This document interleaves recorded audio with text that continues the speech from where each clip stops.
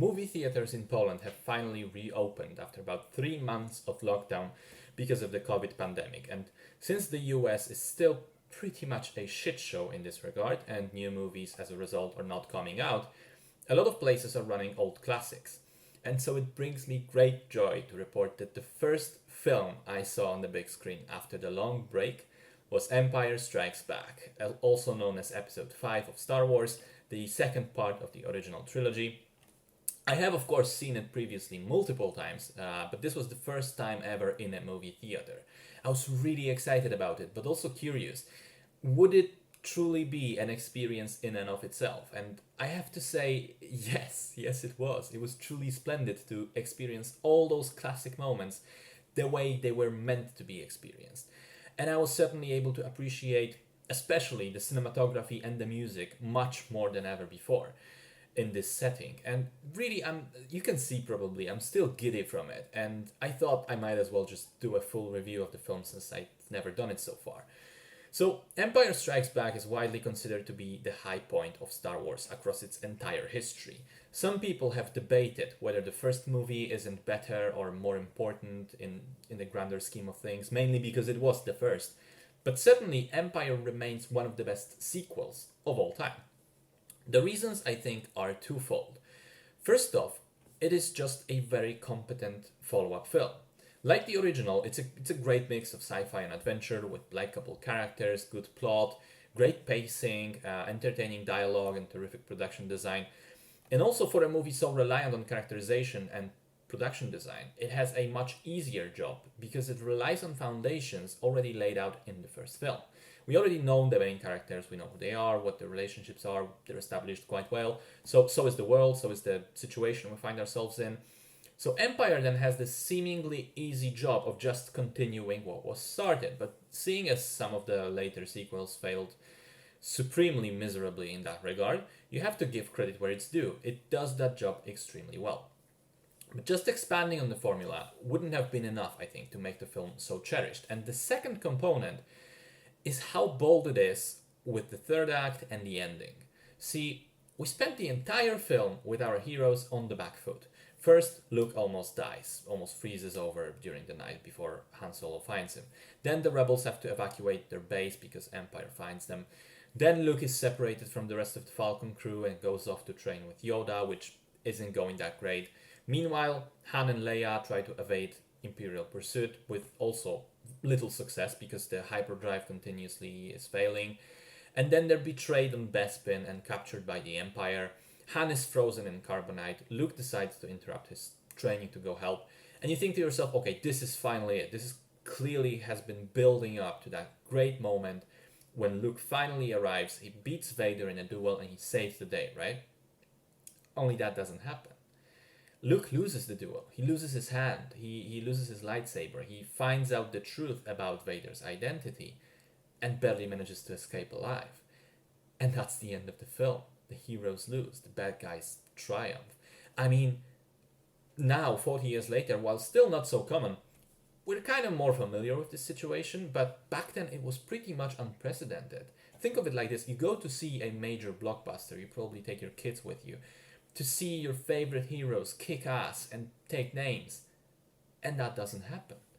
It all ends in a failure, and you have to wait until the next film hoping that the situation will get resolved then. And on top of that, you also just experienced perhaps the most iconic plot twist of all time with Vader revealing that he's Luke's father. It was a brilliant move that cemented Empire's position in the Cinematic Hall of Fame. And if you think about, the recent success of Avengers Infinity War, Marvel has done exactly the same thing. They just took clear inspiration from Episode 5.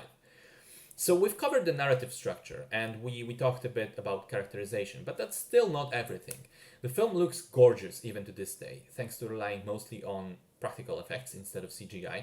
There are only a handful of scenes where the special effects were noticeably aged, but for the most part, it looks terrific. And it sounds terrific as well. John Williams has created one of the most recognizable soundtracks of all time for Star Wars. I think that's not even debatable. And watching it in the movie theater, I have to say I noticed for the first time just how prevalent the score is throughout the film.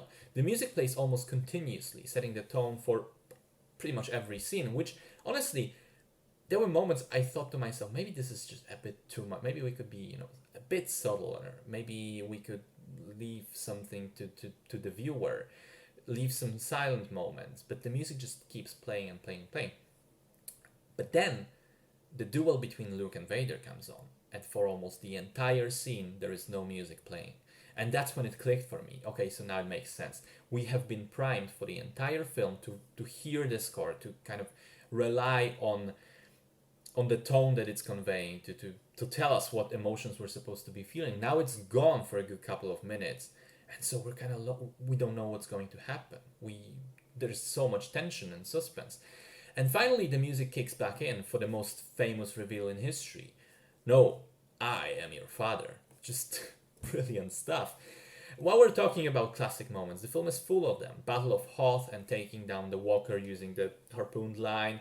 Yoda saying, do or do not, there is no try, and then lifting up the X-Wing from the swamp using the Force. Vader's line, I'm altering the deal, pray I do not alter it further. Leia's I love you to Han, and the classic response, I know. The asteroid field sequence, the final duel, considered to be one of the best lightsaber duels in the series. And just classic moments of cinema. Final point that I want to make is about Boba Fett. This is a new character introduced in Empire. I mean, technically he appears for like one brief shot in A New Hope, but he's properly introduced here. And he's a new character introduced, which quickly became a fan favorite to the point that people wrote fan fiction about him. People fantasized about who he is. And years later, many people still seem to be kind of baffled by it, especially if you're not a Star Wars fan. I mean, why? Why are people so fascinated by Boba Fett? This guy is only on the screen for 3 minutes total, has 4 lines, and we don't even see his face, ever. Well, to me, Boba Fett is an example of masterful characterization, because as little time as he has in the film, it is used to the max to establish him. Now let me explain. First off, his look. His Mandalorian armor is undeniably cool even on first glance, but it also looks worn out, ragged, with paint scratched off and so on. So we instantly get the information that this is not a rookie. This guy has seen battle.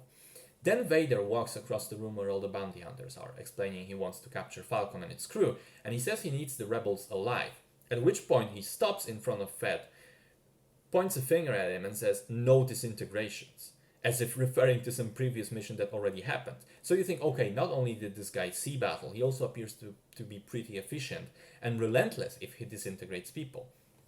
Then, of course, he's the only one of the bounty hunters that outsmarts Han and tracks him despite his very clever plan of escape. He brings the Empire to Bespin, captures everyone, and then a crucial moment comes. Fett needs Solo alive to get another bounty from Jabba, but Vader wants to test the freezing machine on him. Now remember, we have seen multiple times at this point what happens to people who oppose Vader or fail him. He doesn't give a fuck, he will just choke you to death.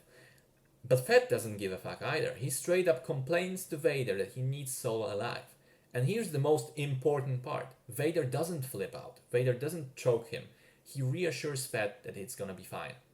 Twice. This is a key bit of information because this scene shows not only that Boba Fett is confident enough to talk back to Darth fucking Vader, he is also respected back enough to not get killed for it, or at least reprimanded. Vader, who is established to be the badass, treats him almost as an equal, which is massive. And that's it. That's pretty much all we ever learn about the character in the film. But I wanted to really highlight how much information is conveyed about Boba Fett with so little screen time and dialogue. Because you can apply this example to a lot of other scenes featuring the main characters. A lot of things are said between the lines, not through direct exposition, but through implication of just straight up movements and posture. This is a mark of great storytelling to me. And I feel like I could continue to rant about Empire Strikes Back for a lot more time. So I'll just finish here and say this. Watching it on the big screen has been a treat. But I firmly believe that it remains a fantastic film even when watched at home. It deserves its position in, as a cinematic classic because it is great in pretty much every aspect. A terrific movie in its own right. And as a Star Wars film, as part of that grander saga, I do think it is the best one.